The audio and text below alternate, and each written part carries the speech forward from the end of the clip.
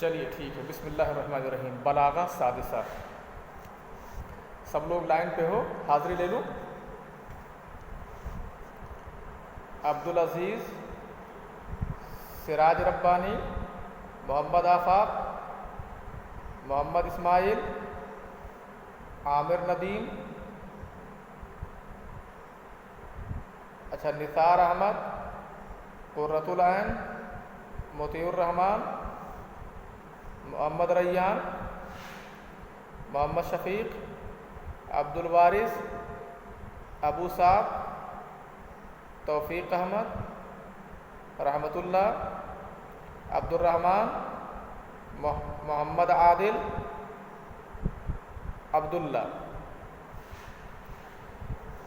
ہاں ٹھیک ہے، حاضری سن لیا، ٹھیک، کوئی بات نہیں۔ تو چلیے آفاق، میں نے آپ لوگوں کو، اب آپ لوگ درس کو غور سے سنیں۔ میں نے آپ لوگوں کو الغرض من القاء الخبر، اس بحث کے تحت چیزیں میں نے خبر دینے کے جو دو بنیادی مقاصد ہیں اسے میں نے آپ لوگوں کو بتا دیا تھا۔ خبر دو بنیادی غرض سے دی جاتی ہے۔ پہلے یہ ہے اس کا مقصد یا تو فائدۃ الخبر ہوگا اور یا تو اس کا مقصد لازم الفائدہ۔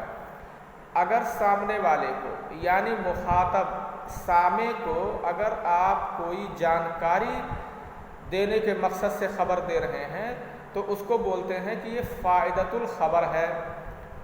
اور اگر آپ یہ بتانا چاہتے ہیں مخاطب کو کہ میاں جو تم کام کرتے ہو، جہاں آتے جاتے ہو، اس چیز کو میں بھی جانتا ہوں، اس چیز کو تم جان لو کہ میں بھی اس چیز کو جانتا ہوں، یعنی اس کی جانکاری میں اضافہ کرنا مقصد نہیں ہوتا ہے، بلکہ اسے صرف یہ بتانا مقصد ہوتا ہے کہ جو تم کر رہے ہو اسے میں جانتا ہوں، یعنی متکلم بھی تمہارے احوال سے باخبر ہے، وہ بے خبر نہیں ہے۔ یہ ہاں جی،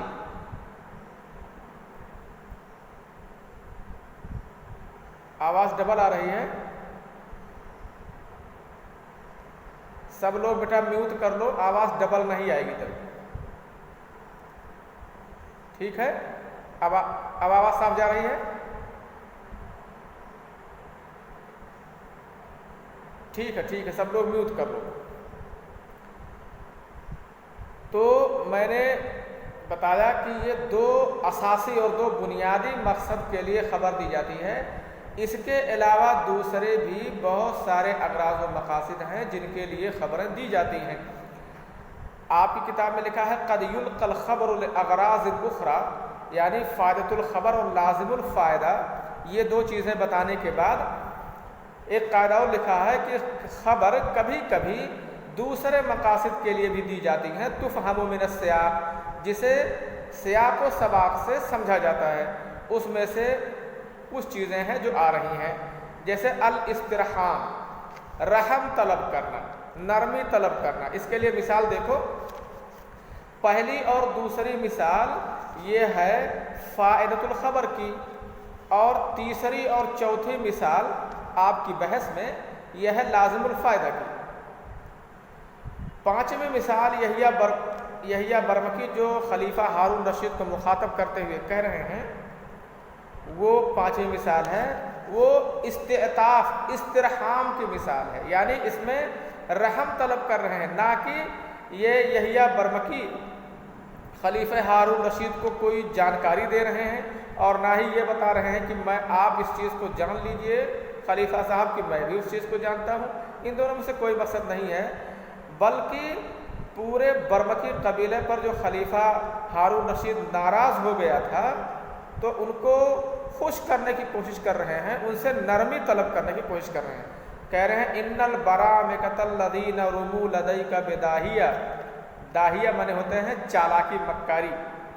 کہا وہ برمکی لوگ جو آپ کے پاس چالاکی کا الزام لگائے گئے ہیں، لوگ یہ کہہ رہے ہیں کہ یہ بڑے مکار ہیں برمکی لوگ۔ صفر الوجوہ علیہم، کہہ رہے ہیں کہ آپ کے ڈر کی وجہ سے ان کے چہرے پیلے ہو گئے ہیں۔ یہ علیہم خلع المذلہ بادیہ، ان کے اوپر ذلت کا لباس نمایاں ہے۔ حضور یہ آپ کی کیا مخالفت کریں گے؟ ہم لوگ تو بالکل آپ کے سامنے گئے گزرے لوگ ہیں، آپ کے خیر خواہ ہیں۔ ظاہر ہے اس مثال میں یہ کہہ کر کے نرمی ہی طلب کر رہے ہیں یحییٰ برمکی خلیفہ ہارون رشید سے۔ سمجھ رہے ہو؟ آواز جا رہی ہے صاحب؟ اچھا تو ٹھیک ہے، یہ ریکارڈ ہو رہا ہے، اس سے بھیج دیا جائے گا، انشاءاللہ صاف سن لو گے۔ آواز نہیں صاف ہے تو کام کرو، کاٹ کر کے پھر سے لگا لو۔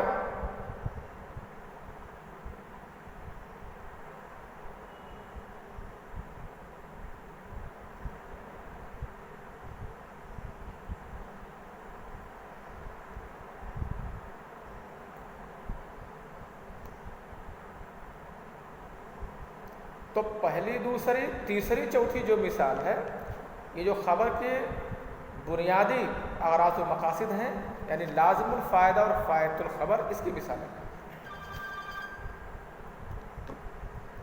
ہلو، آواز صاف جا رہی ہے؟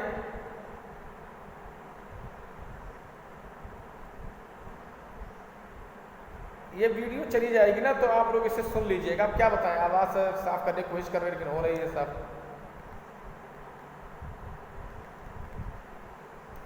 ہاں تو ٹھیک ہے، اب دیکھیے، تو استرحام کی یہ مثال ہو گئی، پانچویں مثال۔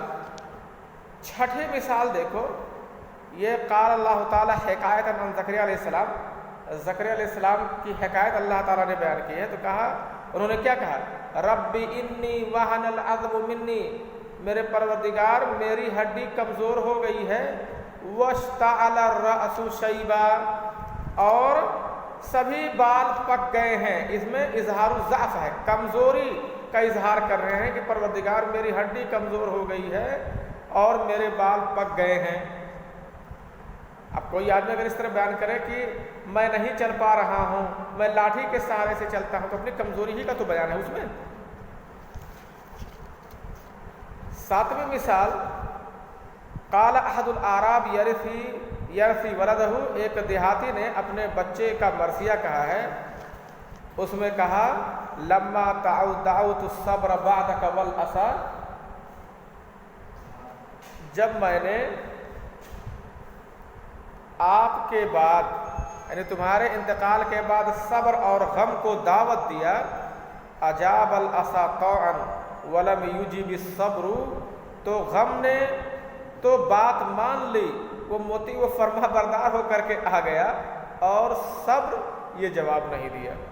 کہہ رہا ہے میرے بچے، تمہارے انتقال کے بعد میں نے صبر اور غم دونوں کو بلایا، تو غم تو آیا لیکن صبر نہیں آیا۔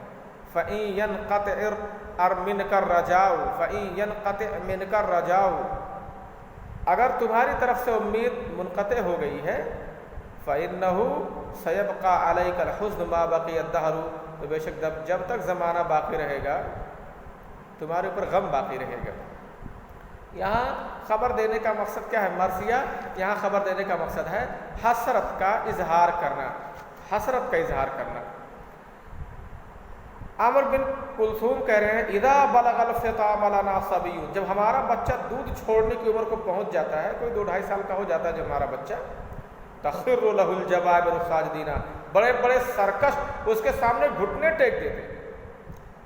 ہماری قوم کا بچہ ابھی چھوٹا ہی ہوتا، بچہ ہی ہوتا ہے، ہمارے قوم کا فرد ابھی بچہ ہوتا ہے، یعنی جب دودھ چھوڑنے کی عمر کو پہنچ جاتا ہے تو بڑے بڑے سورما اس کی تاب نہیں لا سکتے ہیں۔ یہ فخری ہے۔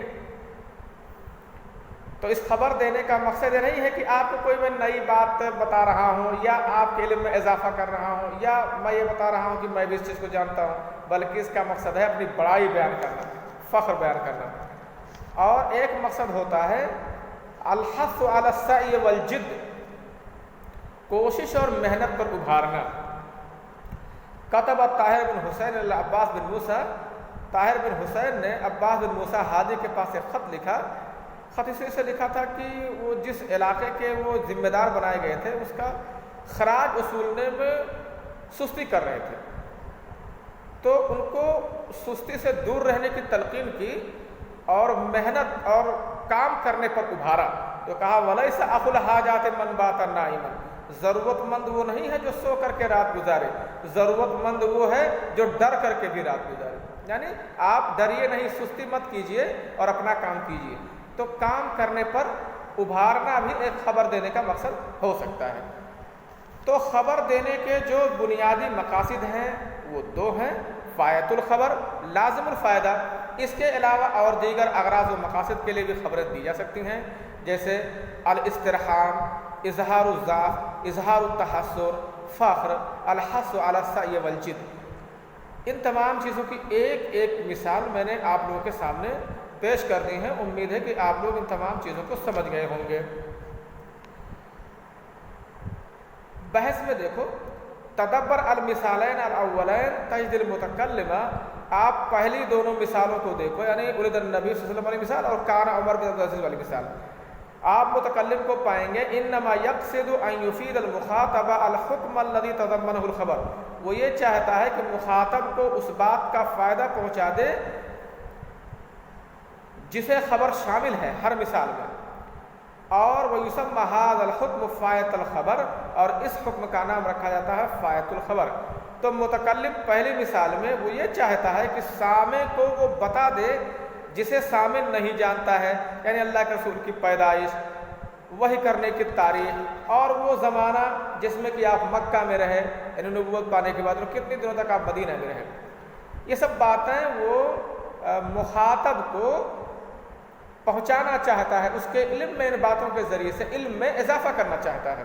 اور دوسری مثال میں وہ عمر بن عبدالعزیز کے بارے میں خبر دینا چاہتا ہے، جسے لوگ نہیں جانتے کہ وہ کتنے پاک دامن تھے اور مسلمانوں کے مال میں کس طرح سے وہ زاہد تھے، یعنی ان کو مسلمانوں کے مال میں اتنا ڈر لگتا تھا کہ کہیں ایک حبہ اور ایک دانہ بھی میرے اوپر نہ استعمال ہو جائے اور وہ کہیں حرام نہ ہو، استعمال ہو جائے وہ دانہ اور کہیں حرام نہ ہو، ان کو اتنا ڈر لگتا تھا۔ تو وہ بیان کر رہے ہیں کہ عمر بن عبدالعزیز بیت المال سے کچھ نہیں لیتے تھے، مال فے میں سے ایک درہم اپنے اوپر نہیں لگاتے تھے۔ اس کے بعد دونوں مثالوں کے بعد دیکھیں تو آپ کسی مثال میں پائیں گے کہ استرحام ہے، یعنی یحییٰ برمکی و ہارون رشید سے نرمی طلب کر رہے ہیں کہ ان کا غصہ خاموش ہو جائے، رحم طلب کر رہے ہیں۔ اور کسی میں دیکھیے کوئی اپنی کمزوری کا اظہار کر رہا ہے، اور کوئی اپنے بچے کی وفات پر مرثیہ کہہ رہا ہے، کوئی اپنی بڑائی بیان کر رہا ہے، اور کوئی کسی کو محنت کرنے پر، کام کرنے پر، جس کام کے لیے اس کو لگایا گیا ہے اس پر محنت سے ڈٹے رہنے پر ابھار رہا ہے۔ تو دو بنیادی اغراض و مقاصد ہوئی خبر کے۔ خبر بحث کا نام یہی ہے الغرض من القاء الخبر، خبر دینے کے کیا کیا مقاصد ہیں۔ تو آپ لوگوں کا جو کام ہے، کل میں آپ لوگوں کو ہوم ورک دے رہا ہوں۔ ہوم ورک یہ ہے کہ نموذج کی جتنی مثالیں ہیں اسے آپ لوگ اپنی کاپی پر لکھ لو گے اور سمجھ لو گے، کل میں اس کو پوچھوں گا، ٹھیک ہے نا؟ اسے میں کل پوچھوں گا، اس کے جملے سمجھ لیجئے گا، اور اس کے بعد تمرین نمبر 1 کے 7 جملے، صفحہ نمبر 149 اور 150، یہ اس میں جتنے جملے ہیں سبھی کو سمجھ کے آؤ گے، اور ان کا مقصد کیا ہے خبر دینے کا وہ لکھ کے لاؤ گے۔ آپ لوگ دیکھ رہے ہیں تمرین نمبر 1 میں لکھا ہوا بین اغراض الکلام فیما یاتی، آنے والی مثالوں میں کلام کے اغراض بیان کرو، یعنی جملوں کی کیا غرض ہے، ان خبروں کی کیا غرض ہے۔ اور ظاہر ہے آپ پائیں گے تو کبھی خبروں کی غرض ہوگی فائدۃ الخبر، کبھی لازم الفائدہ، کبھی الحث علی السعی والجد، کبھی اظہار الضعف، کبھی فخر، کبھی اظہار التحسر، کبھی الاسترحام۔ ان میں سے کچھ نہ کچھ آپ کو ضرور ملے گا اگر آپ جملوں میں غور سے دیکھیں گے، دھیان دیں گے، جملے میں غور کریں گے۔ تو میں آپ کو کام دے رہا ہوں، تمرین نمبر 1 کے 7 جملے آپ لوگوں کو لکھ کے لانا ہے۔ جملہ پڑھیے، سمجھیے، اور اس کے بعد دیکھیے کہ اس میں ہم فائدۃ الخبر لکھیں، لازم الفائدہ لکھیں، اظہار الضعف لکھیں، فخر لکھیں، استرحام لکھیں، کیا لکھیں، جیسا آپ کو سمجھ میں آئے گا ویسے لکھیں۔ پھر کل مجھے پڑھ کر کے بتائیے اور میں اس کی چیکنگ کر دوں گا انشاءاللہ، ٹھیک ہے نا؟ اور یہ نموذج جو ہے ضرور پڑھ لو گے، نموذج اور اجابہ دیا ہوا ہے، اس کو پڑھ لو گے اور اپنی کاپی پہ لکھ بھی لو گے۔ ایسے ہی تمرین لگانا ہے، تمرین میں ایسے لگانا ہے، ٹھیک اچھا، السلام علیکم ورحمۃ اللہ وبرکاتہ.